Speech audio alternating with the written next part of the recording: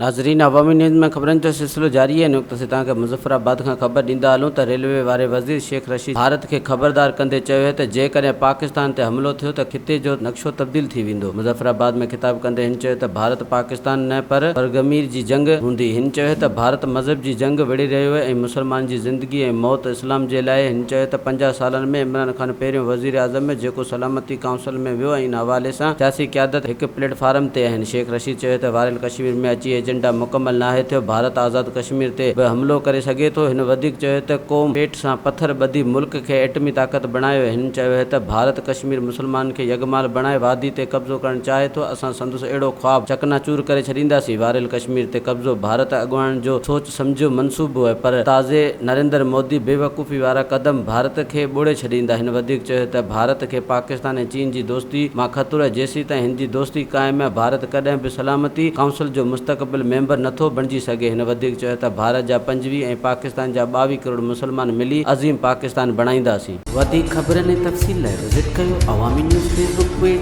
YouTube page ऐं अवामी news